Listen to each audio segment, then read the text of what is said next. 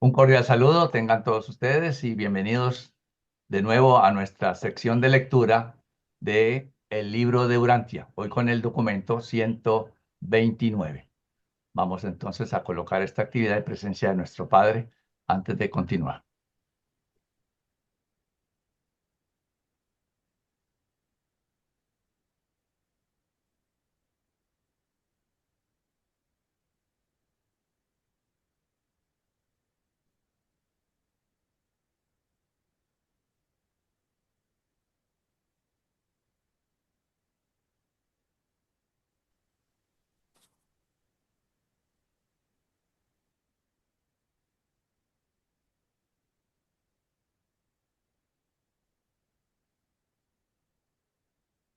Bien, entonces los dejo con Flor para que dé inicio. Adelante, Flor. Muchas gracias, Carlitos. Bien. Documento 129, la vida adulta de Jesús. Jesús se había separado total y definitivamente de la administración de los asuntos domésticos de la familia nazarena y de la participación inmediata en guiar a cada uno de sus miembros. Hasta el día de su bautismo siguió contribuyendo a las finanzas de la familia y manteniendo un vívido interés personal en el bienestar espiritual de cada uno de sus hermanos y hermanas. Estaba siempre dispuesto a hacer todo lo que fuera humanamente posible para asegurar la comodidad y la felicidad de su madre viuda. El Hijo del Hombre ya había emprendido todo preparativo necesario para separarse permanentemente de su hogar en Nazaret. Por cierto, no fácil para él hacer esto. Jesús amaba naturalmente a su gente, amaba a su familia, y este afecto natural se había aumentado enormemente por su extraordinaria devoción hacia ellos. Y aquí viene la primera enseñanza que podemos tomar de este maravilloso documento. Nos dice que Jesús se dedicaba con devoción hacia ellos. Y entonces nos dicen lo siguiente: cuanto más nos entregamos a nuestros semejantes, tanto más llegamos a amarlos. Puesto que Jesús se había entregado tan plenamente a su familia, la amaba con un afecto grande y ferviente. Paulatinamente la familia estaba despertando a comprender que Jesús se preparaba para dejarles. La tristeza de la separación que se avecinaba solo estaba atenuada por esta manera gradual de prepararlos para anunciarles su intención de partir. Hacía más de 4 años que se habían dado cuenta de que Jesús estaba planeando esta eventual separación. 1. El 27º año, año 21 después de Cristo. En enero de este año, durante una lluviosa mañana de un domingo, Jesús partió sin ceremonia alguna del seno de su familia, explicándoles tan solo que iba a Tiberias y luego a visitar otras ciudades en torno al mar de Galilea. Así les dejó y nunca más volvería a ser un miembro regular de esta familia. Pasó una semana en Tiberias, la nueva ciudad que pronto sucedería a Séforis como capital de Galilea. Poco encontró allí que le interesara, procediendo pues sucesivamente a Magdala y Bethsaida hasta llegar a Capernaum, donde se detuvo a visitar al amigo de su padre, Zebedeo. Los hijos de Zebedeo eran pescadores y él mismo era fabricante de barcas. Jesús de Nazaret era experto tanto en las tareas de diseño como de construcción y un verdadero especialista en el trabajo de la madera. Y Zebedeo conocía ya desde antes la habilidad de este artesano nazareno. Hacía mucho tiempo que Zebedeo quería construir mejores embarcaciones. Expuso pues sus planes a Jesús e invitó a este carpintero visitante a asociarse con él para esta empresa. Jesús de inmediato aceptó la invitación. Jesús tan solo trabajó con Zebedeo poco más de un año, pero durante ese tiempo creó un nuevo estilo de barca y estableció métodos completamente nuevos para su fabricación. Mediante una técnica superior y métodos altamente perfeccionados de vaporizar las tablas, Jesús y Zebedeo comenzaron a construir barcas de una superior calidad y clase, embarcaciones mucho más seguras para navegar en el lago que las de tipo más antiguo. Aquí vemos una imagen Esta imagen, bueno, circula en internet, pero esta imagen es de una barca que encontraron justamente en esa área. Asumen que podría haber sido fabricada por Jesús, pudiera ser, pero igual, ya que se tiene como esa posibilidad, bueno, la quise mostrar aquí porque es algo que está en los museos y así se tiene concebida. Ujú. Bien. Durante varios años, Zebedeo tuvo más trabajo fabricando barcas de esta nueva clase, de lo que su pequeño establecimiento podía ocuparse. En menos de 5 años, prácticamente todas las embarcaciones que navegaban en el lago habían sido construidas en el taller de Zebedeo en Capernaum. Jesús llegó a ser muy conocido entre los pescadores galileos como el diseñador de las nuevas barcas. Zebedeo era un hombre de posición relativamente acomodada. Sus astilleros estaban sobre el lago al sur de Capernaum y su casa estaba situada junto a la orilla del lago, cerca de los centros de pesca de Bethsaida. Jesús vivió en la casa de Zebedeo durante su estancia de más de un año en Capernaum. Durante mucho tiempo había trabajado solo en el mundo, es decir, sin padre, y disfrutó mucho de este periodo de trabajo con su socio padre. La mujer de Zebedeo, Salomé, era pariente de Anás, quien había sido sumo sacerdote en Jerusalén y seguía siendo el hombre más influyente de los saduceos, pues tan solo había sido depuesto 8 años antes. Salomé llegó a admirar grandemente a Jesús. Lo amaba como a sus propios hijos, Santiago, Juan y David. Sus 4 hijas llegaron a considerar a Jesús como su hermano mayor. Jesús salía a menudo a pescar con Santiago, Juan y David, quienes descubrieron que era tan buen pescador como experto constructor de barcas. Durante el curso de este año, Jesús envió dinero a Santiago todos los meses. Regresó a Nazaret en octubre para asistir a la boda de Marta. Desde entonces no volvió a ir a Nazaret por más de 2 años, cuando regresó poco antes de la doble boda de Simón y Judá. Jesús continuó durante este año construyendo barcas mientras seguía observando cómo vivían los hombres en la tierra. Frecuentemente salía a visitar la parada de las caravanas, ya que Capernaum estaba en la ruta directa de Damasco hacia el sur. Capernaum era un importante puesto militar romano y el comandante de la guarnición era un gentil creyente de Yahvé, un hombre piadoso, como los judíos gustaban de designar a estos prosélitos. Este oficial pertenecía a una rica familia romana y tomó por sí mismo el trabajo de construir una hermosa sinagoga en Capernaum, donándola a los judíos poco tiempo antes de que Jesús viniera a vivir con Zebedeo. Durante este año, Jesús ofició en esta nueva sinagoga más de la mitad de las veces. Y algunos de los viajeros de las caravanas que tuvieron la oportunidad de asistir le recordaban como el carpintero de Nazaret. En el patrón de impuestos, Jesús se inscribió como un artesano especializado de Capernaum. A partir de ese día y hasta el fin de su vida terrenal, se le conoció como residente de Capernaum. Él nunca declaró residencia legal en ningún otro lugar, aunque por razones diversas permitió que otros le asignaran residencia en Damasco, Betania, Nazaret e incluso en Alejandría. En la sinagoga de Capernaum encontró muchos libros nuevos en las arcas de la biblioteca y pasaba por lo menos 5 noches por semana estudiando intensamente.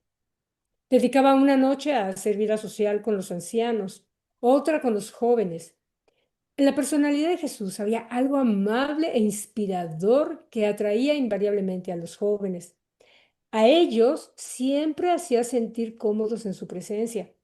¿Acaso el gran secreto de su popularidad con ellos consistía en el doble hecho de que siempre mostraba interés en lo que ellos estaban haciendo, aunque rara vez les ofrecía consejo a menos que se lo pidieran? Ahí tenemos otra enseñanza, ahorita vamos a comentarla. La familia de Zebedeo casi adoraba a Jesús y todos asistían fielmente a las sesiones de preguntas y respuestas que presidía cada noche después de la cena antes de irse a estudiar a la sinagoga. Frecuentemente los jóvenes del vecindario también acudían a estas reuniones de sobremesa. Jesús les impartía enseñanzas variadas y avanzadas dentro de lo que ellos podían comprender. Hablaba de manera abierta, expresando sus pensamientos e ideales sobre política, sociología, ciencia y filosofía, pero nunca presumía de hablar con autoridad final, excepto cuando discutía de religión, la relación del hombre con Dios. Una vez por semana celebraba Jesús una reunión con todos los jornaleros que trabajaban en la casa, en el taller y en el puerto, pues Zebedeo tenía muchos empleados. Y fue entre estos obreros cuando por primera vez se le llamó maestro. Todos ellos lo amaban. Disfrutaba de sus labores con Zebedeo en Capernaum, pero extrañaba a los niños que jugaban junto al taller de carpintería en Nazaret. Entre los hijos de Zebedeo, Santiago era el más interesado en Jesús como maestro, como filósofo. A Juan le interesaba su enseñanza y opiniones religiosas. David lo respetaba como artesano, pero no le interesaban mucho sus puntos de vista religiosos ni sus enseñanzas filosóficas. Judá comparecía frecuentemente los sábados para escuchar a Jesús en la sinagoga y se quedaba para conversar con él. Cuanto más veía Judá a su hermano mayor, tanto más se convencía de que Jesús era realmente un gran hombre. Jesús hizo este año grandes progresos en el dominio ascendente de su mente humana y alcanzó nuevos y elevados niveles de contacto consciente con su ajustador del pensamiento. Fue el último año de vida estable que tuvo. Nunca más pudo Jesús vivir un año entero en un solo lugar, ni ocuparse de una sola empresa. Rápidamente se acercaban los días de sus peregrinaciones terrestres. No estaban lejos en el futuro los periodos de intensa actividad, pero el periodo que se avecinaba entre su simple pero intensa vida activa del pasado y su aún más intenso y arduo ministerio público sería de unos pocos años de extensos viajes y de actividad personal muy diversificada. Su formación como hombre del reino tenía que ser completada antes de que pudiera entrar a su carrera de enseñanza y predicación como el Dios hombre perfeccionado de las fases divina y posthumana de su auto-otorgamiento en Urantia. Bien, es hermoso varios temas que nos platican aquí. Uno, el que ya comentamos, que cuando hablan que entre más nos dedicamos a las personas, entre más devoción ponemos en nuestra relación, nuestro servicio a ellos, más aprendemos a amarlas. A veces, bueno, al menos yo no había hecho la conexión con ese tipo de detalle, pero sí es cierto. Y qué bueno que aquí nos lo expresan tal cual y es fácil de entenderlo. Ahora nada más hay que practicarlo. Y bueno, otro detalle que me gusta mucho es de que normalmente cuando los jóvenes nos están hablando, siempre tenemos la inclinación a cosa que digan, cosa que nosotros tratamos de enseñar. ¿Por qué? Porque supuestamente tenemos más experiencia, ¿no? Porque hemos vivido más o porque conocemos más. Pero fíjense lo que aquí hacía Jesús. Jesús no les estaba enseñando a menos que se lo pidieran, pero sí los escuchaba. Y me puse a pensar, y la verdad es que los jóvenes un gran número de veces lo que quieren nada más es practicar sus cosas, no que les estén diciendo qué hacer. Claro, yo sé que a veces la disciplina, bueno, hay que enseñarles también, pero en general, escucharlos creo que abre la puerta para un mejor entendimiento, una mejor relación y una mayor comunicación e inclusive una mayor forma de enseñanza posterior. 2. El 28º año, año 22 después de Cristo. En marzo del año 22 después de Cristo, Jesús se despidió de Zebedeo y de Capernaum. Pidió una pequeña suma de dinero para costear sus gastos de viaje a Jerusalén. Mientras trabajaba con Zebedeo, tan solo había cobrado pequeñas sumas de dinero que mensualmente enviaba a su familia en Nazaret. Algunos meses iba a José a Capernaum por el dinero. Otros meses iba a Judá para recibir el dinero y llevarlo a Nazaret. El centro pesquero donde trabajaba Judá estaba a unos pocos kilómetros al sur de Capernaum. Cuando Jesús se despidió de la familia de Zebedeo, convino en permanecer en Jerusalén hasta la Pascua, y ellos prometieron viajar a Jerusalén para esta ocasión. Incluso dispusieron celebrar juntos la cena pascual. Todos ellos lamentaban la partida de Jesús, especialmente las hijas de Zebedeo. Antes de irse de Capernaum, Jesús tuvo una larga conversación con su nuevo amigo e íntimo compañero, Juan Zebedeo. Le dijo que pensaba viajar extensamente hasta, abro comillas, que llegue mi hora, cierro comillas, y le pidió que se ocupara en su lugar de enviar dinero a su familia en Nazaret todos los meses hasta que se agotaran los fondos acumulados por él durante ese año. Y Juan así lo expresó, y Juan así le expresó su promesa. Abro comillas. Maestro mío, ocúpate de tus asuntos, haz tu obra en el mundo. Yo actuaré por ti en este y en cualquier otro asunto y velaré por tu familia como cuidaría de mi propia madre y de mis propios hermanos y hermanas. Emplearé tus fondos guardados por mi padre, tal como tú le pediste, según ellos lo necesiten. Cuando ya tu dinero se haya acabado, si no recibo nada más de ti, y si tu madre está necesitada, compartiré pues mis propias ganancias con ella. Vete en paz, actuaré en tu lugar con todos estos asuntos. Cierro comillas. Por tanto, cuando Jesús partió para Jerusalén, Juan consultó con su padre, Zebedeo, respecto del dinero que le debían a Jesús, sorprendiéndose de que fuera una suma tan considerable. Como Jesús había dejado el asunto enteramente en sus manos, convinieron que sería mejor invertir esos fondos en propiedades y usar los ingresos para asistir a la familia de Nazaret. Y puesto que Zebedeo conocía de una casita en Capernaum que tenía una hipoteca y estaba en venta, mandó a Juan a comprar esta casa con el dinero de Jesús y mantener el título en fideicomiso para su amigo. Y así lo hizo Juan. Por 2 años la renta de la casa se aplicaría a la hipoteca y esta, aumentada por el cierto dinero que Jesús poco después envió a Juan para ser usado como la familia lo necesitara, casi igualaba la suma de esta obligación. Y Zebedeo suplió la diferencia de esta manera que Juan pagó el resto de la hipoteca a su debido tiempo, asegurando así un título limpio para esta casita de 2 piezas. De este modo, Jesús, sin saberlo, se convirtió en propietario de una casa en Capernaum.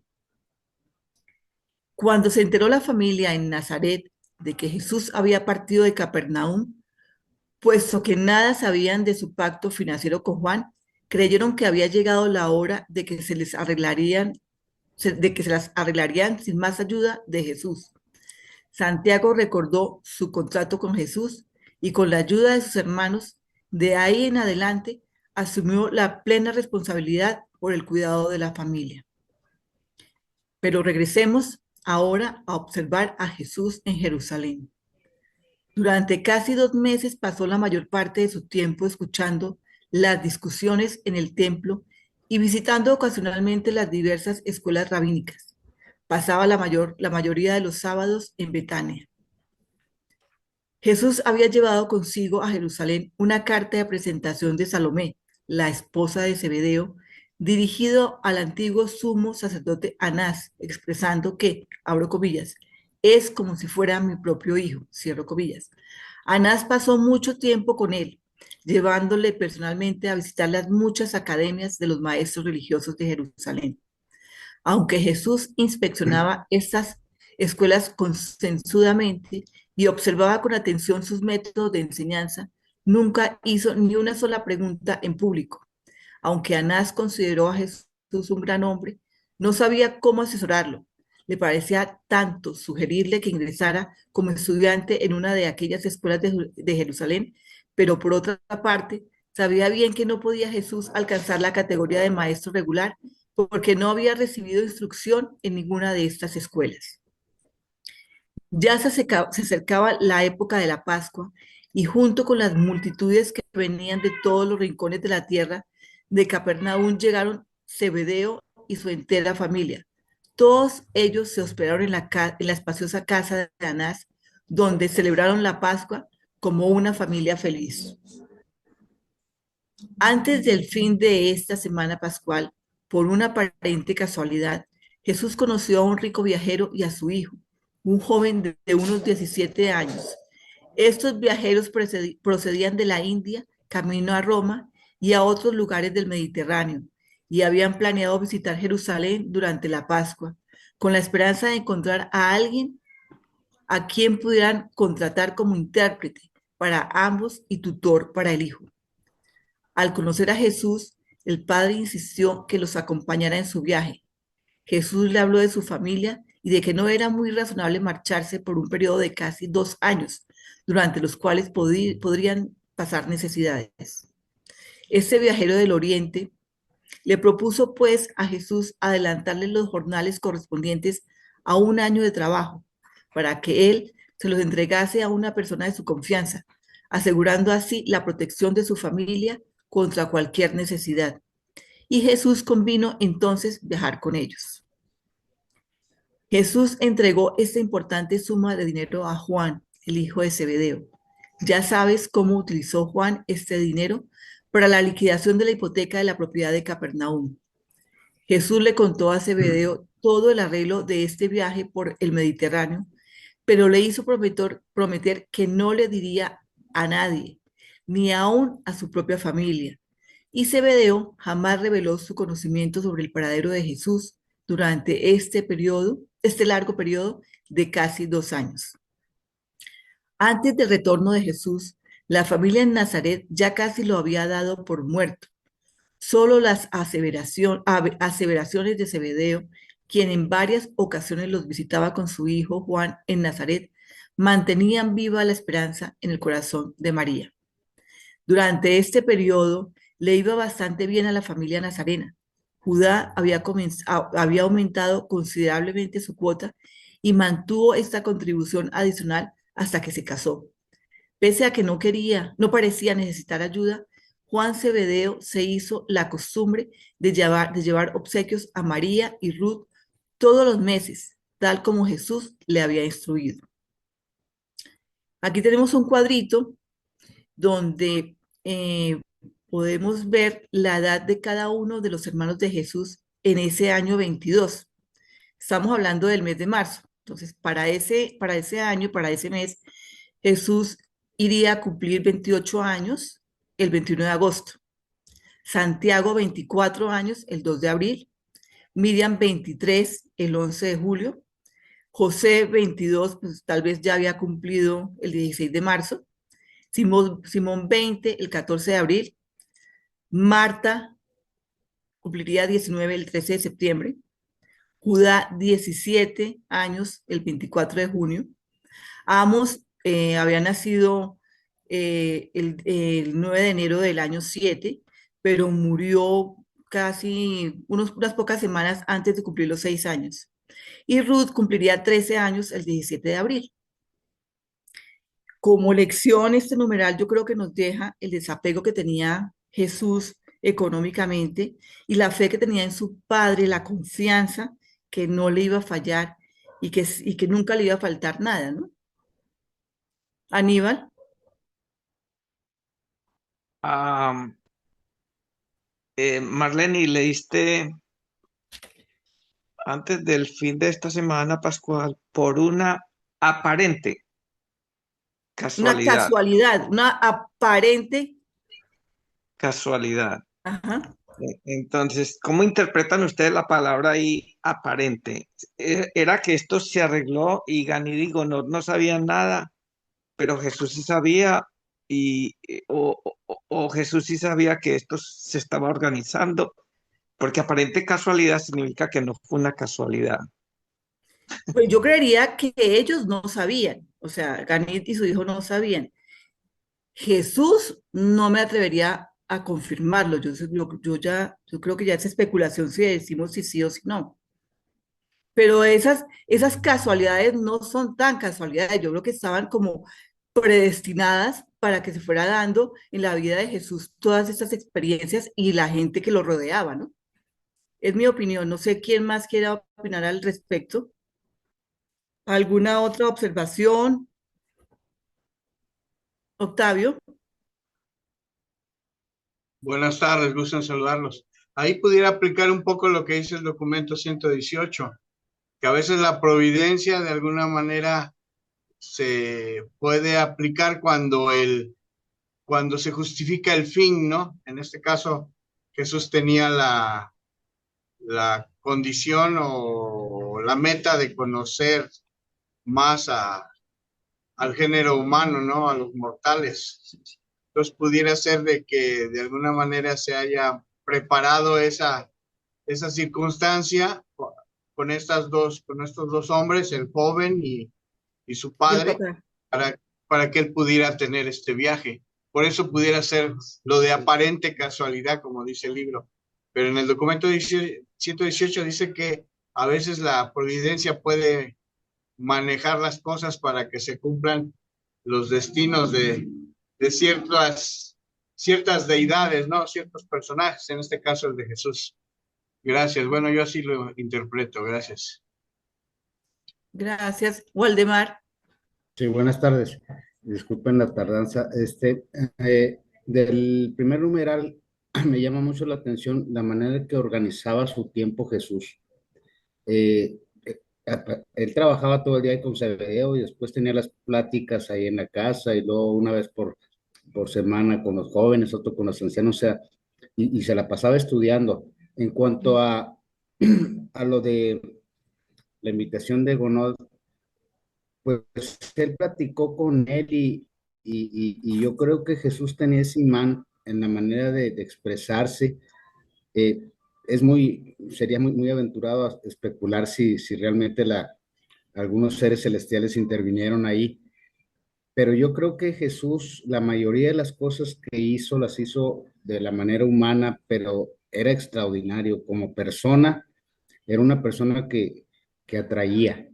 Este, no dudo que probablemente sí haya sido predestinado, pero yo me inclino más en pensar que como era Jesús, como platicaba, como se desenvolvía, pues llamaba la atención y más adelante veremos que él, con otros personajes que platicaba, pues no, aparentemente era una persona normal, o sea, extraordinaria, pero no fuera de lo común. Entonces, yo me continuo a pensar que Gonodigan se ganó a Gonodiganid en base a su manera de ser como hombre. Gracias. Gracias. ¿Alguien más quiere hacer alguna observación? De lo contrario, le pasamos el micrófono a Rita. Gracias, Marlene. 3. El 29º año.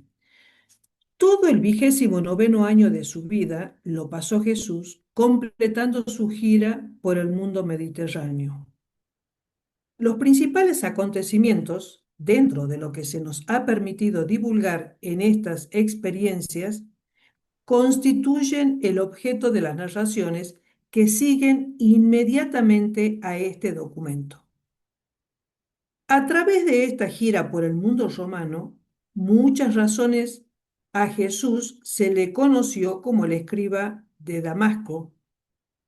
En Corinto y en otras escalas del viaje de regreso se le conoció, sin embargo, como el tutor judío. Fue este un periodo extraordinario en la vida de Jesús. Durante este viaje se puso en contacto con muchos de sus semejantes. Sin embargo, esta experiencia es una fase de su vida que él nunca reveló ni a su familia ni a ninguno de los apóstoles.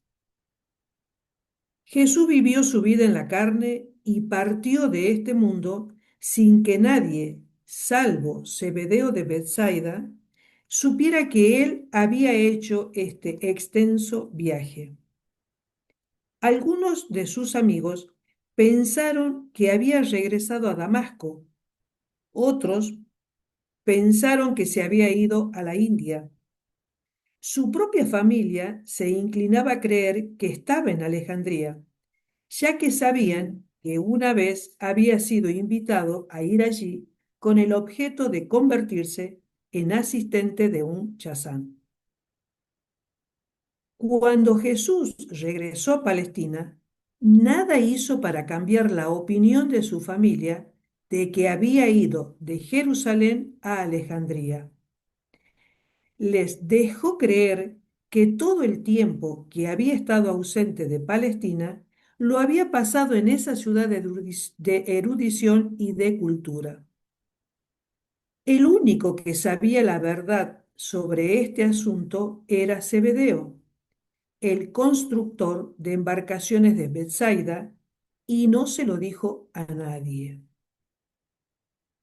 En todos vuestros esfuerzos para descifrar el propósito de la vida de Jesús en Urantia, debéis recordar la motivación del auto-otorgamiento de Micael. Si queréis comprender el significado de muchas de sus acciones aparentemente extrañas, debéis discernir el propósito de su estadía en vuestro mundo.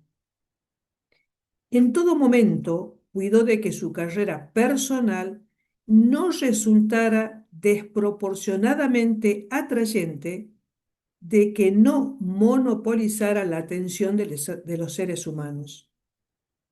No quería atraer a sus semejantes en una forma excepcional o sobrecogedora.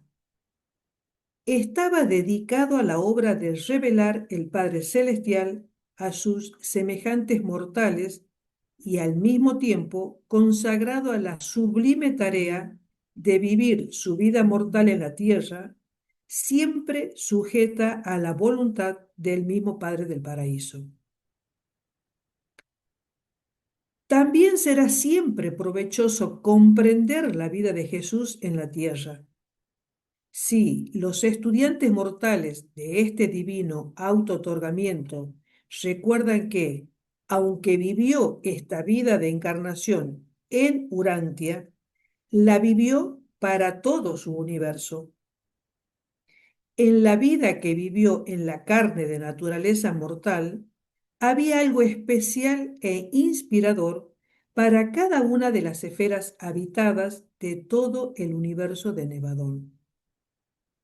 Lo mismo también se aplica a todos aquellos mundos que han llegado a ser habitables después de la era memorable de su estadía en Urantia. Y esto es igualmente cierto de todos los mundos que puedan llegar a ser habitados por criaturas volitivas en toda la historia futura de este universo local. El Hijo del Hombre, durante la época y mediante las experiencias adquiridas en su viaje por el mundo romano, completó prácticamente su preparación por educación y contacto con los pueblos diversificados del mundo de su día y de su generación. Al tiempo de su regreso a Nazaret, y gracias a lo que había aprendido durante el viaje, prácticamente ya sabía cómo vive el hombre y cómo forja su existencia en Urantia. El verdadero propósito de este viaje alrededor de la cuenca del Mediterráneo fue conocer a los hombres. Él llegó a estar muy cerca de centenares de seres humanos en este viaje. Conoció y amó a toda clase de hombres, ricos y pobres, de todas las clases sociales, eruditos y menos eruditos, cultos e incultos, animalísticos y espirituales, religiosos e irreligiosos, rectos e inmorales. En este viaje por el Mediterráneo hizo Jesús grandes progresos en su tarea humana de dominar la mente material y mortal. Y su ajustador residente hizo grandes progresos en la ascensión y conquista espiritual de este mismo intelecto humano. Al finalizar este viaje, Jesús virtualmente conocía con toda humana certeza que Él era un hijo de Dios, un hijo creador del Padre Universal. El ajustador pudo cada vez más evocar en la mente del Hijo del Hombre nebulosas memorias de su experiencia en el paraíso en asociación con su Padre Divino, antes de que él viniera a organizar y administrar este universo local de Nevadón. Así pues, el ajustador, poco a poco, trajo a la conciencia humana de Jesús esos recuerdos necesarios de su existencia anterior y divina en las diferentes épocas de su pasado casi eterno. El último episodio de su experiencia prehumana que el ajustador le evocó fue su diálogo de despedida con Emmanuel de Salvington poco antes de hacer entrega de su personalidad consciente para embarcarse en la encarnación urantiana. La imagen de este último recuerdo de su existencia prehumana apareció con toda claridad en la conciencia de Jesús el mismo día que Juan lo bautizó en el Jordán. Yo, después de leer este numeral, como mensaje saco de que que Jesús conoció a todos los seres humanos y creo que era para tratar de ser misericordioso y comprensivo con cada uno de ellos. Es lo que más digamos, como mensaje lo saco yo de este numeral, ¿no? En general, digo yo, ¿para qué quería conocer a todos los seres humanos? Y me imagino que era para conocernos realmente cómo vivimos los seres mortales, ¿no? Por todo lo que pasamos, por todo lo que vivimos en el día a día. Entonces considero que lo que él pretendía era ser misericordioso. Sí, adelante, Claudio. Gracias. Buenas noches a todos. Eh, sí, es cierto. O sea, parte de la tarea de él era conocer la idiosincrasia de los mortales y entonces, o sea, poder tomar esa experiencia. Y otra cosa que quería comentar. Creo que fue en la reunión pasada en la que especulábamos si Jesús ya estaba totalmente al tanto de su divinidad. Y acá en este numeral leíste justamente que recién cuando, eh, o sea, el 100% fue cuando recibió el bautismo. Y entonces él Exacto. todavía no recordaba lo que le había dicho Emmanuel.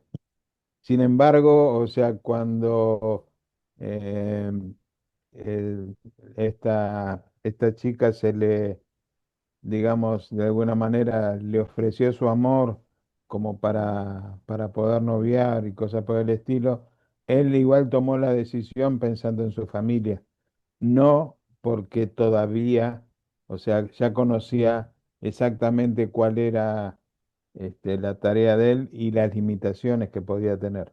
En ese momento podemos decir que estaba a mitad de camino de conocimiento, pero no pleno, ¿sí? O sea, porque las admoniciones que le hizo Manuel recién las recordó cuando fue bautizado. Y recordemos que también, bueno, lo vamos a ver después seguramente, que él se tomó el trabajo de ir a su casa en Nazaret y destruir toda prueba escrita o hecha por él para que no fuese utilizada como motivo de adoración. Era eso nada más. Gracias. Gracias, Claudio. ¿Alguien más? Bueno, le cedo la palabra a Florcita. Muchas gracias, Rita. Yo nada más quería comentar, en base a lo que decían de la aparente casualidad, yo he visto que muchas veces en el libro hablan de lo que es causal y casual y hacen una diferenciación entre ambas, y haciendo como que aparentemente todo tiene una razón de ser, una causa. Y estaba yo pensando, porque en el documento, en el 129, en el 3 que se acaba de leer, dice, todo lo aparentemente extraño tiene un propósito para él en la estadía en nuestro mundo. Entonces, aunado a eso, lo que hacen los ángeles o los seres intermedios, ¿no será que de algún modo, y creo que lo hacen también con nosotros, se acomodan para que las cosas se den? Lo que pasa es que no siempre nos damos cuenta, o a veces queremos hacer algo o queremos que suceda algo, y cuando queremos no sucede, pero más adelante a lo mejor sucede, y ahí decimos, ay, yo lo quería antes, pero a lo mejor todo tiene su tiempo, ¿no? Jesús tuvo muchas oportunidades para viajar, para ir a Alejandría, etcétera, pero no las tomó y en ese momento ya estaba listo para empezar a viajar. Pero sí, se presta para pensar bastante al respecto. Y otro detalle que hace rato no dije fue, se fijaron que él pasaba cuánto tiempo en la noche estudiando. Eso hace alusión a una plática que también tuvimos la semana pasada sobre que él estaba preparado, era verdaderamente dedicado. Bueno, bien. 4. El Jesús humano. Para las inteligencias celestiales del universo local que lo presenciaban, este viaje por el Mediterráneo fue el más cautivante de todas las experiencias terrenas de Jesús, por lo menos de toda su carrera hasta su crucifixión y muerte. Fue este el periodo fascinante de su ministerio personal, en contraste con la época de su ministerio público que pronto le seguiría. Este episodio singular fue mucho más apasionante porque por entonces era aún el carpintero de Nazaret, el constructor de barcas de Capernaum, el escriba de Damasco, era aún el Hijo del Hombre. Todavía no había logrado el completo dominio de su mente humana. El ajustador aún no había dominado y equiparado plenamente la identidad mortal. Era aún un hombre entre los hombres. La experiencia religiosa puramente humana, el crecimiento espiritual personal, el Hijo del Hombre alcanzó prácticamente su ápice durante su 29º año de vida. Esta experiencia de desarrollo espiritual fue un crecimiento uniformemente gradual desde el momento de la llegada de su ajustador del pensamiento hasta el día en que se completó y se confirmó esa relación humana normal y natural entre la mente material del hombre y la dote mental del espíritu. El fenómeno de hacer de estas dos mentes una sola, la experiencia que el Hijo del Hombre alcanzó en forma completa y final como mortal encarnado del reino el día de su bautismo en el Jordán. A través de todos estos años, si bien no parecía estar en comunión frecuente con su Padre Celestial, perfeccionó métodos cada vez más eficaces de comunicación personal con la presencia espiritual residente de su Padre del Paraíso. Vivió una vida verdadera, una vida plena, una vida totalmente normal, natural y común en la carne. Conoce por experiencia personal el equivalente verdadero de la suma y sustancia completas de vivir la vida de los seres humanos en los mundos materiales del tiempo y del espacio. El Hijo del Hombre experimentó la entera gama de emociones humanas que van desde la alegría más espléndida hasta la pena más profunda. Fue un niño alegre y un ser de excepcional buen humor. Asimismo, fue un varón de dolores, experimentado en quebranto. En un sentido espiritual, vivió su vida mortal de abajo hasta arriba, de principio a fin. Desde un punto de vista material, podría parecer que escapó de vivir en los dos extremos sociales de la existencia humana, pero intelectualmente llegó a estar plenamente familiarizado con toda la experiencia completa de la humanidad. Jesús conoce los pensamientos, los sentimientos, los deseos, los impulsos de los mortales evolucionarios y ascendentes de los reinos, desde su nacimiento hasta su muerte. Ha vivido la vida humana desde los comienzos del yo físico, intelectual y espiritual, pasando por la infancia, la adolescencia, la juventud y la edad adulta, llegando hasta la experiencia humana de la muerte. No solo pasó a través de estos periodos humanos comunes y conocidos de avance intelectual y espiritual, sino que también experimentó plenamente esas fases más elevadas y avanzadas que consisten en la reconciliación del humano con el ajustador que tan pocos mortales de Urantia consiguen alcanzar. Así pues, experimentó la plena vida del hombre mortal, no solo como se la vive en vuestro mundo, sino también como se la vive en todos los otros mundos evolucionarios del tiempo y del espacio, incluso en los más elevados y avanzados de todos los mundos ya establecidos en luz y vida. Aunque esta vida perfecta que vivió en semejanza de la carne mortal puede no haber recibido la aprobación universal e incondicional de sus semejantes mortales que tuvieron la oportunidad de ser sus contemporáneos en la tierra. Sin embargo, la vida que Jesús de Nazaret vivió en la carne y en Urantia recibió la plena y completa aprobación del Padre Universal. Constituía al mismo tiempo y en la misma vida de la personalidad la plenitud de la revelación del Dios eterno al hombre mortal y la presentación de una personalidad humana perfeccionada a la satisfacción del Creador infinito. Y era este su verdadero y supremo propósito. No descendió a Urantia para vivir un ejemplo perfecto y detallado para cualquier niño o adulto, cualquier hombre o mujer de esa o de cualquier otra época. De hecho, todos podemos encontrar en su vida plena, rica, hermosa y noble mucho que es exquisitamente ejemplar e de inspiradora divinidad. Pero esto se debe a que vivió una vida verdadera y genuinamente humana.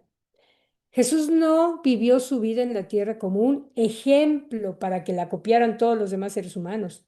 Vivió su vida en la carne mediante el mismo ministerio de misericordia que todos vosotros podéis vivir nuestras vidas en la tierra, y así como vivió su vida mortal en su día y como era.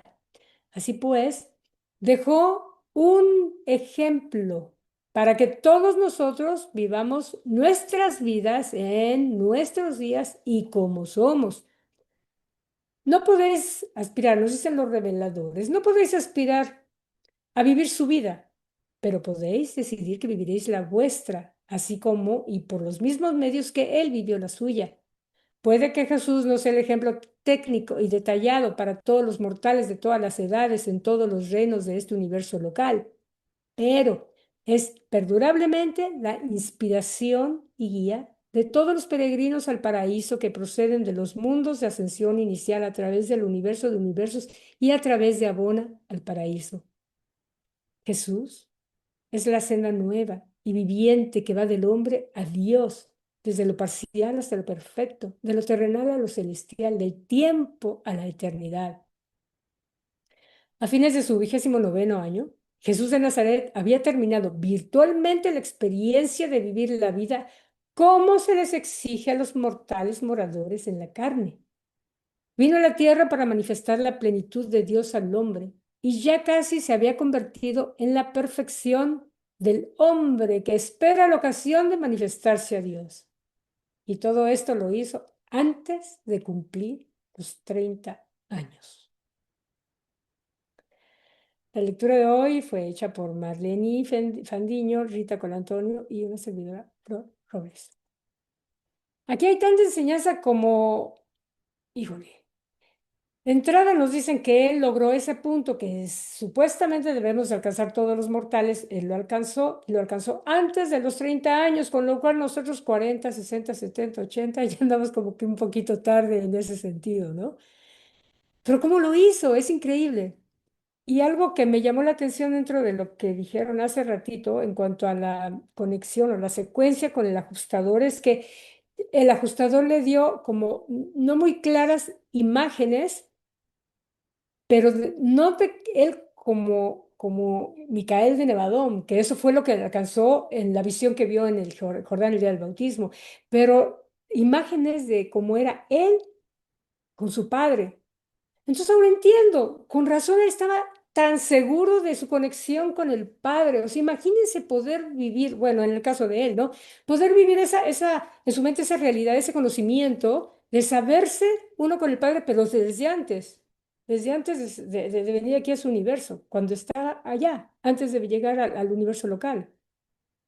Debe haber sido maravilloso poder en su mente ver esa conexión. Bueno, en fin. ¿Alguna pregunta, conocimiento, alguna inquietud?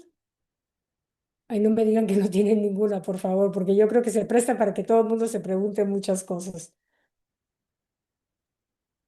Mucha No, gente piensa en parecerse a Jesús es y muy aquí bueno. dice que eso es como un error. En cierta manera sí, porque nosotros no somos el creador de este universo local. No sé qué opinan ustedes acerca de ese aspecto de parecerse a Jesús. Yo estoy totalmente de acuerdo contigo y aquí nos lo aclaran, porque de entrada, nada más para empezar, nosotros no tenemos un origen divino, nada más para empezar. O sea, nosotros somos mortales de carne y hueso con origen mortal, ¿no? Entonces, bueno, tenemos que aprender desde cero. No tenemos un ajustador que nos va a ir guiando para un fin determinado, sino es un fin de acuerdo con mortales.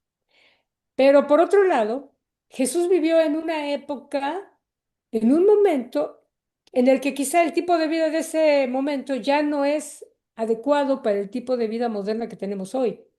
Toda nuestra experiencia de vida hoy, costumbres, etcétera, ya no encaja en el patrón de ese tiempo. Mas, sin embargo, hay cosas que no cambian, su actitud, su servicio, su amor, el cuidado.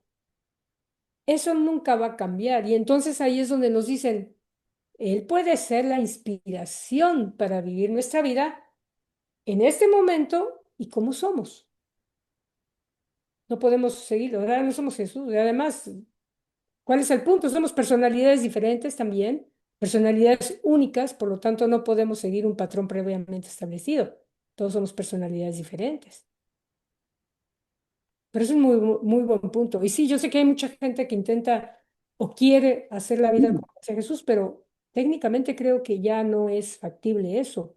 Nada más de entrada por el simple hecho de la diferencia de épocas. Bueno, entonces esa idea y esta otra idea que está también en el libro Urantia. El libro Urantia dice que si la mente nuestra no Ah, nos sirve o nos falla, que usemos la mente de Jesús. Entonces no sé cómo reconciliar eso o cómo se hace eso. es una de las preguntas que me hago todos los días. ¿Cómo puedo entender cómo cambia mi mente por la de Jesús? Pero quizá volvemos un poco a lo mismo. Es la intención, no el hecho. O sea, ¿cuál era la intención de él? Conocer a los seres humanos, amarlos, servirlos. En ese sentido, si tenemos a alguien, bueno, a ver, ahorita seguimos con, déjame darle la palabra porque a lo mejor ellos tienen una respuesta ideal para para este tipo de inquietudes. Claudio empezó primero. Adelante, Claudio. Sí, no sé si ideal, pero es una opinión personal, ¿no? O sea, eh, muy cierto lo que decís, que nosotros no tenemos ni la preparación ni los antecedentes que podía tener Micael de Nevadón. Y entonces,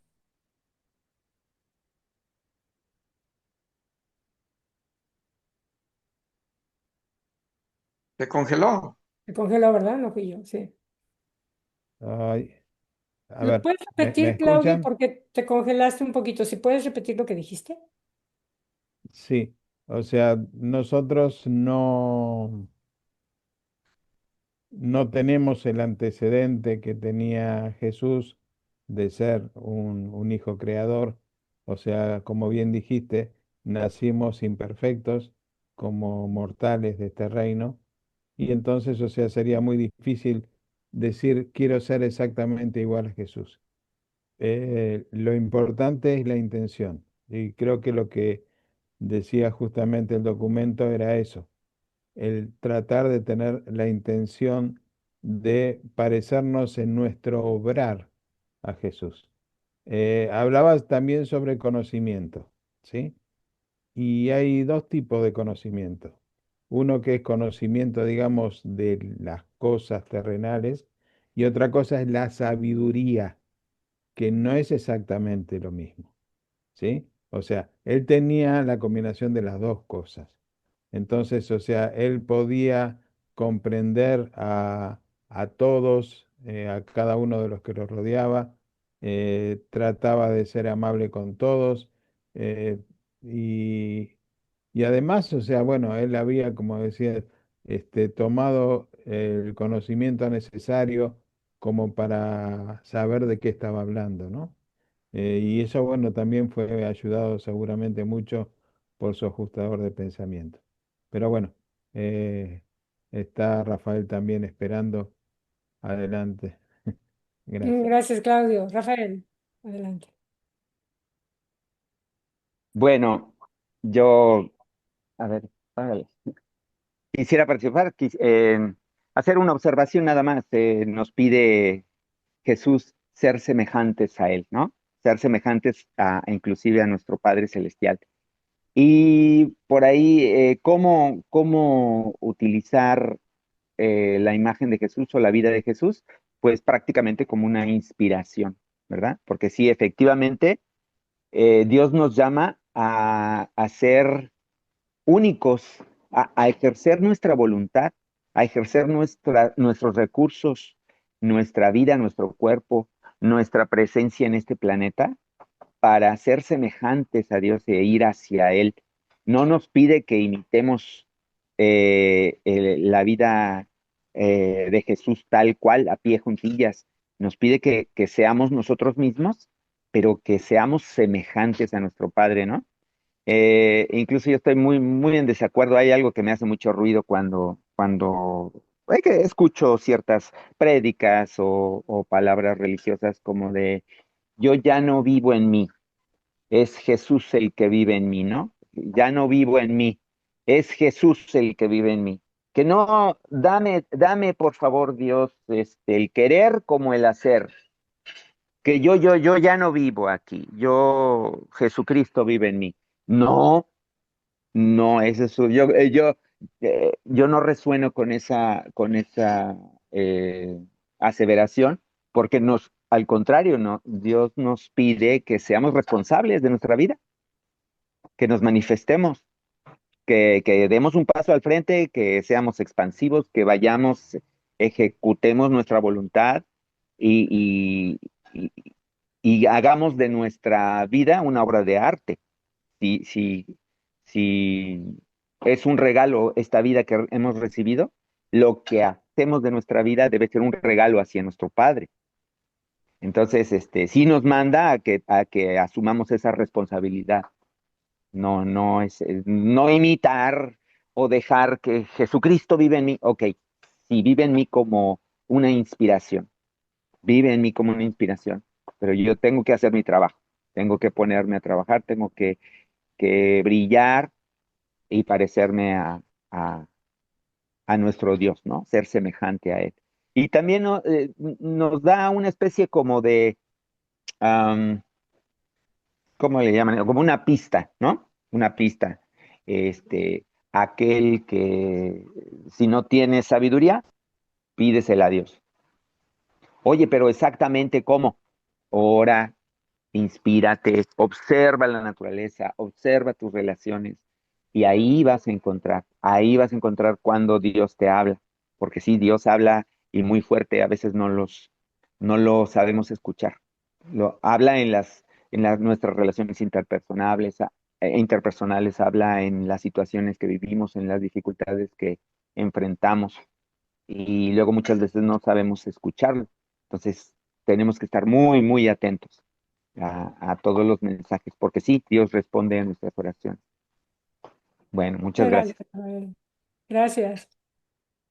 Adelante, Aníbal. Sí, estoy de acuerdo con Rafael. Las decisiones son nuestras y creo que las consecuencias son de Dios. Creo que dice el libro eso precisamente. Número 11 de la Bota Moroncial. Sí, y es que eso me recuerda, estoy de acuerdo pues con Rafa sobre eso. Y también estoy pensando en lo que dice mi cuñada cada vez que tiene un problema, que ella ya no se preocupa por el problema porque ya se lo entregó a Dios. como, entonces yo pienso, y entonces como así, las decisiones que ella tiene que tomar, ¿quién las va a tomar? ¿O quién las va a decidir? Porque precisamente estamos aquí es para nosotros hacer esas decisiones. Entonces, y mucha gente le recomienda a otros que entreguen ese problema a Dios o no haga nada y espere a ver si eso se resuelve solo, prácticamente lo que le están diciendo a la demás gente. Bueno, Ya. aparte de eso, bueno, y entonces con lo que dice Flor, usar la mente de Jesús es tener una intención, pero es que yo estaba pensando más bien es que la mente es un regalo del Espíritu Infinito para que nosotros nos podamos desarrollar. Prácticamente que la mente está prestada y la tenemos es por un tiempecito nomás, creo yo, y para podernos ayudar. Y ellos precisamente tienen los ayudantes de la mente. Eh, eh, Eso también está también como en contradicción con los científicos neurólogos ateos que dicen que la mente se origina en el cerebro. Pero eso ya es otro tema bien distinto, pues. Pero entonces, la mente está prestada y nosotros podemos usar la de Jesús. Pero quisiera saber exactamente cómo. Pero de todas maneras está bien lo que dice Flor. Gracias, Aníbal. A ver, Octavio, Cider. Buenas tardes. No sé si voy a enredar las cosas, pero yo lo interpreto de esta forma.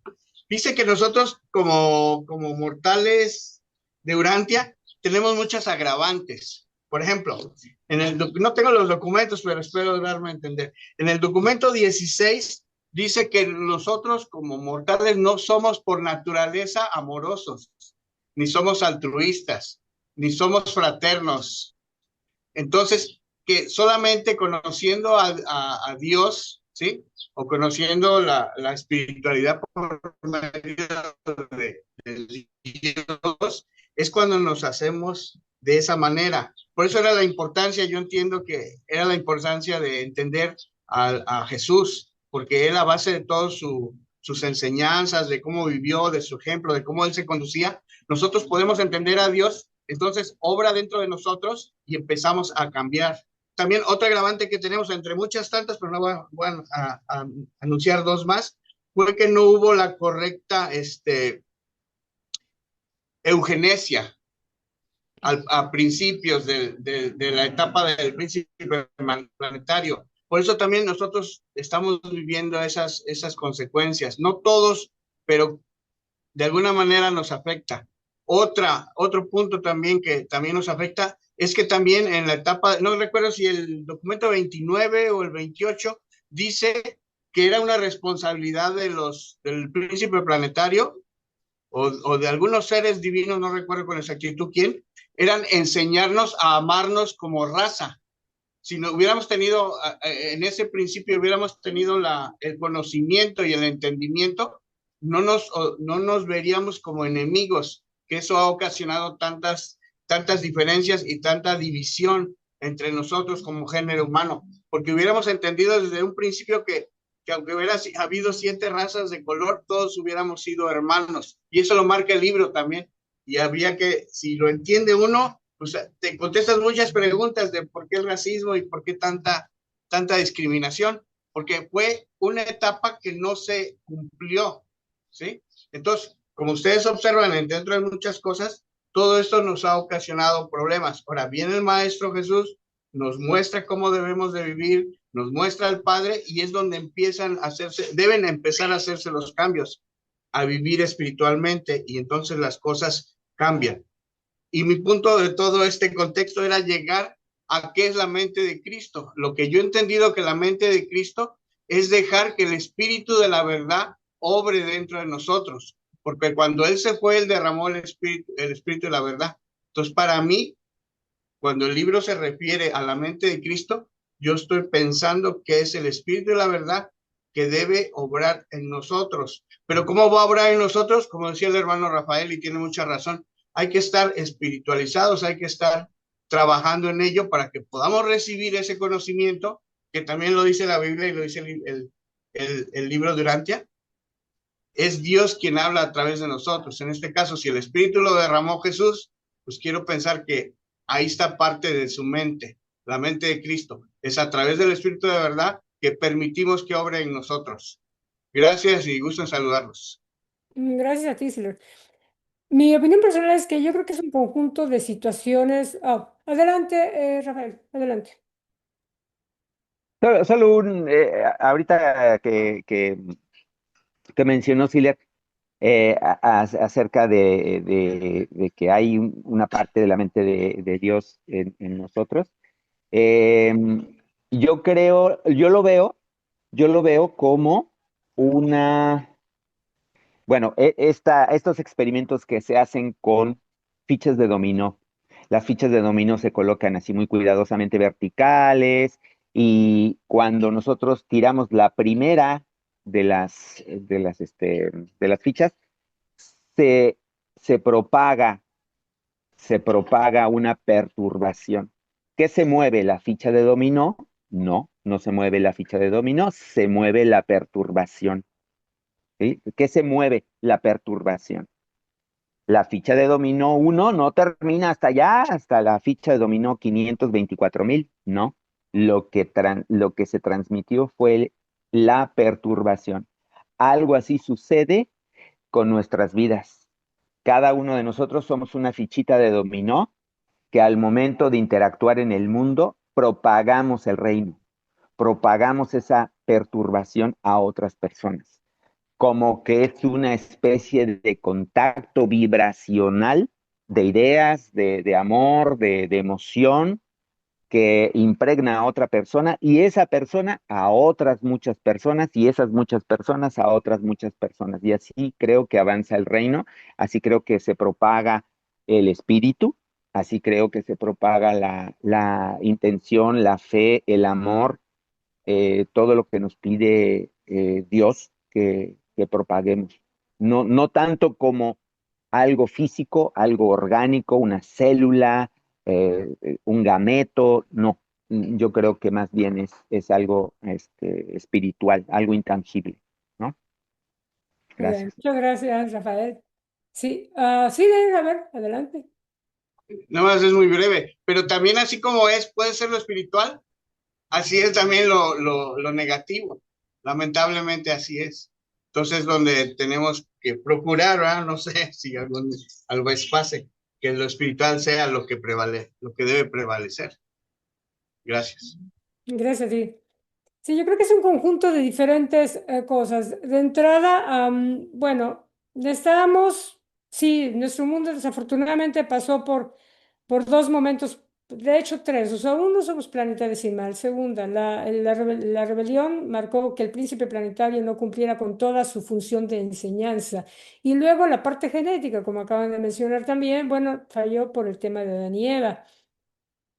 La evolución continuó, pero creo que en gran medida, bueno, vino Jesús, sentó las bases para un nuevo modo de pensamiento, lo entendieron, no lo entendieron, transgiversaron su enseñanza, pero para eso son las revelaciones. Hay muchos detalles que no sabíamos, acaban de mencionar el espíritu de la verdad, sabíamos del espíritu de la verdad, pero en realidad no entendíamos qué era el espíritu de la verdad a profundidad. Del ajustador se sabía que la chispa divina, que algo, pero en realidad no sabíamos cómo funciona. Entonces creo que para eso son justamente las revelaciones, para empezar a aclararnos cómo es el panorama en general, cómo es que somos personalidades diferentes, que somos responsables y no solamente de nuestra vida aquí, sino además de una deidad que es el Supremo. Eso no lo sabíamos, bueno, al menos yo no lo sabía. Nunca había entendido la enorme responsabilidad de esta primera etapa de vida y es fascinante, fascinante.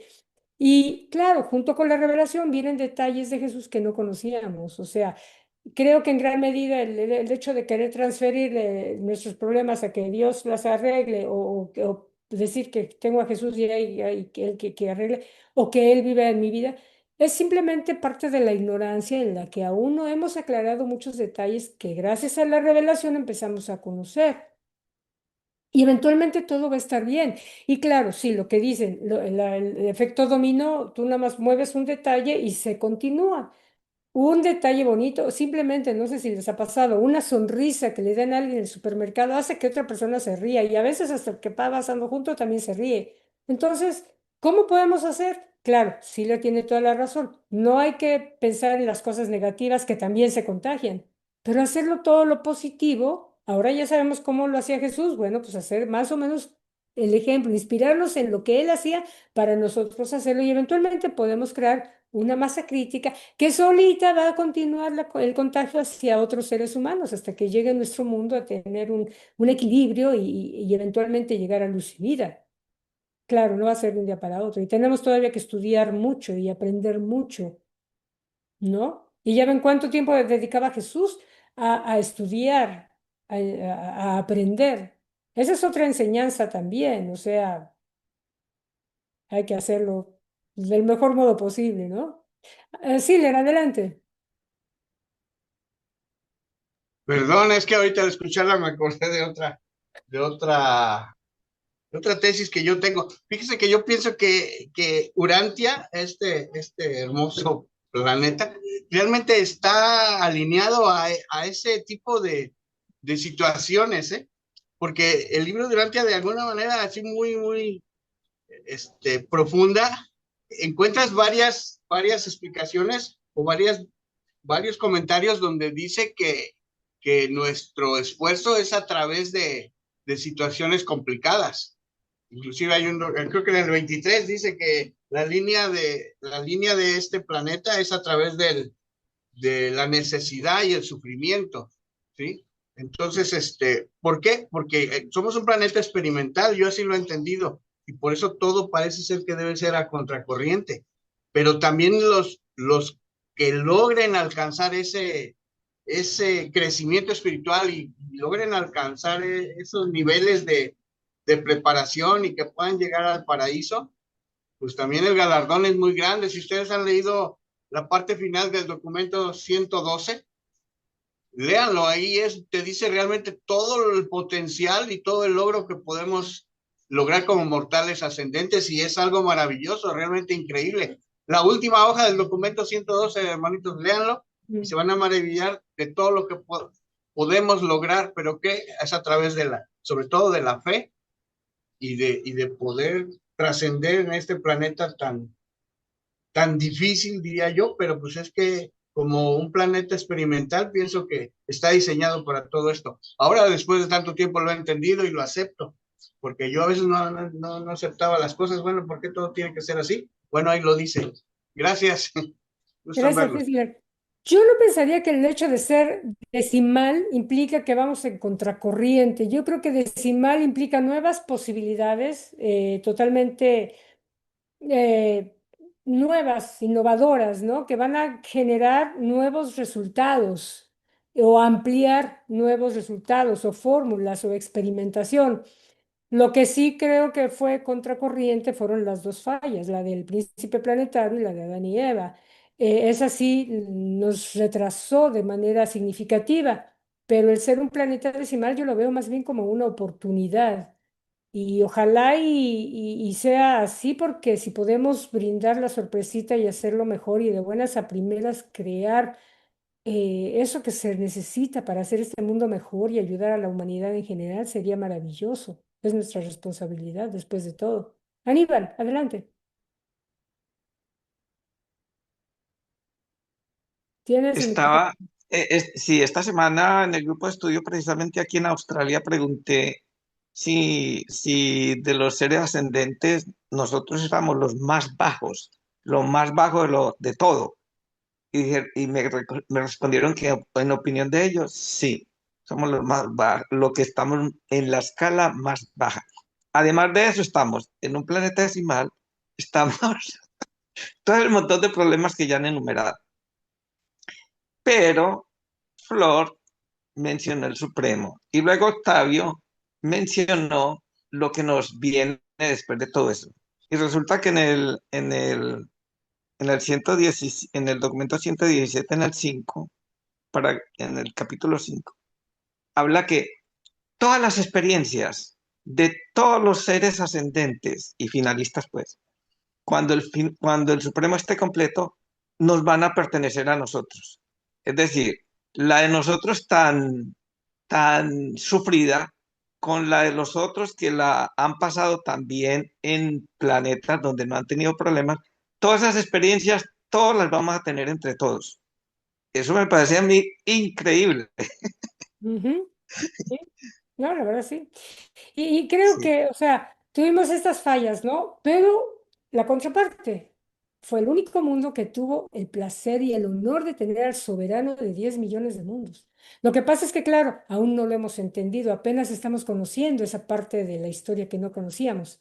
Pero en cuanto haya una gran cantidad de personas que entiendan lo que eso representa, sin lugar a dudas creo que va a resultar que al final somos el planeta más afortunado de todo el universo local, y entre muchos Bueno, más. el que conozca al maestro ha conocido al padre. O sea que nosotros estamos cerquitica de haber conocido al padre.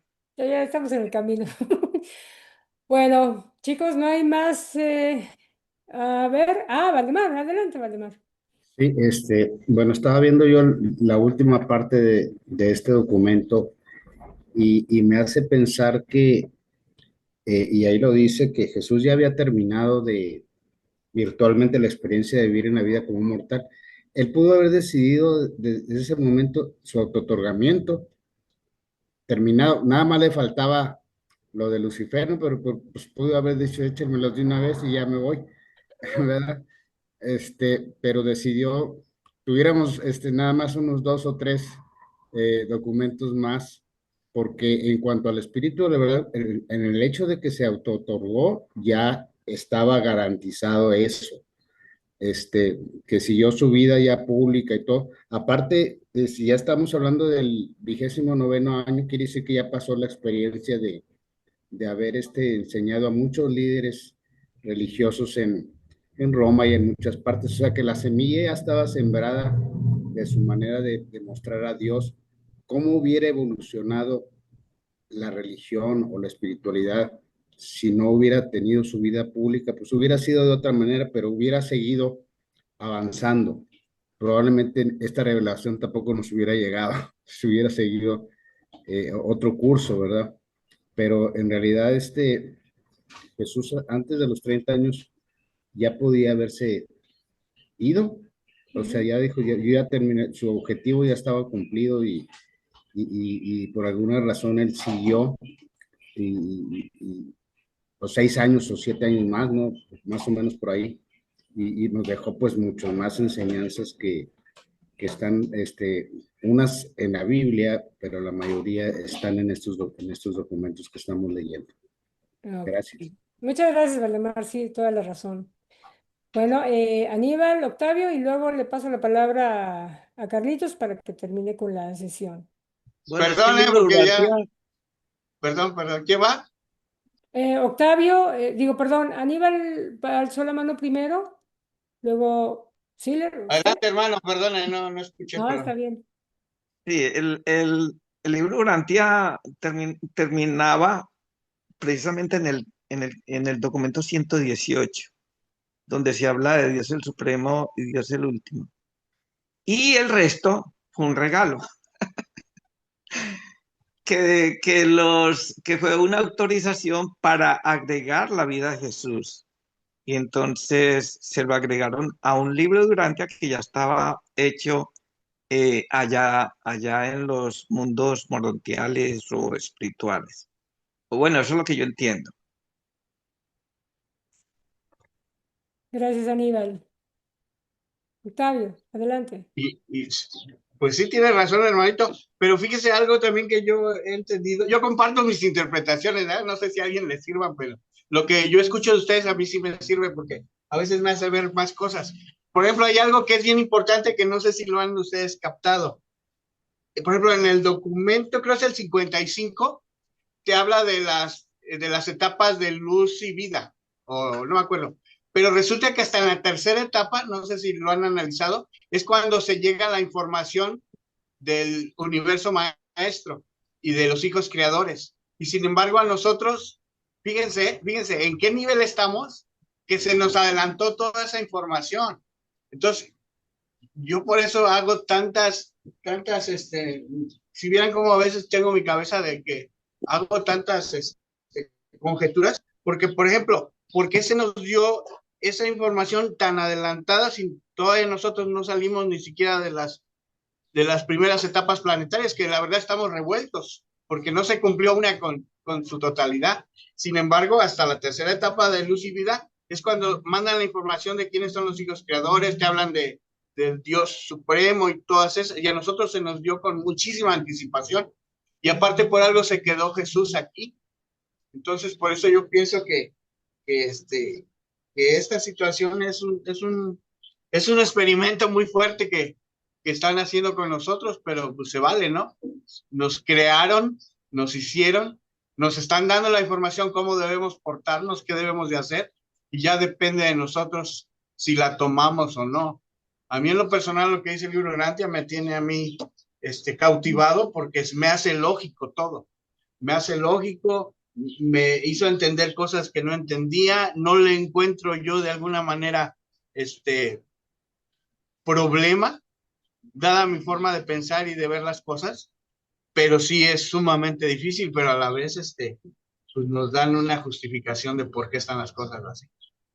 Y para mí es algo admirable, y hay muchos puntos que en este planeta se han brincado y que nos los han hecho de manera diferente. Por ejemplo, lo que decía en su momento, que el Maestro Jesús se quedó, y esa información que les repito yo, no lo tengo a la mano, pero si quieren después se los busco con detenimiento, donde dice que ciertas informaciones que nosotros ya tenemos deben de llegar hasta las etapas de luz y vida, y nosotros las tenemos mucho antes de tiempo, y eso es maravilloso. Por eso es tan difícil de entenderlo. Muchas gracias, Siller. Adelante, Carlitos. Gracias, Flor. Y gracias a todos ustedes por su participación, su asistencia, siempre de gran utilidad. Todo lo que comentemos, todo lo que preguntemos, pues para eso estamos aquí, para aprender entre todos. Y entonces los invito al próximo jueves, el documento 130, que ya vamos a leer concretamente ese viaje a Roma, hecho pues por Jesús y Ganit, y está bastante bonito, muy interesante, así que nos preparen maleta, porque el próximo jueves vamos a viajar hasta Roma y vamos a acompañarlos a ver qué tanto aprendemos en ese viaje. Hasta entonces, y pues feliz noche, feliz fin de semana, que estén muy bien, que estén Muchas bien. Muchas gracias. gracias, Gracias. bendiciones a todos. Gracias Una por maleta espiritual. Así es, sí. Gracias. seguir aprendiendo.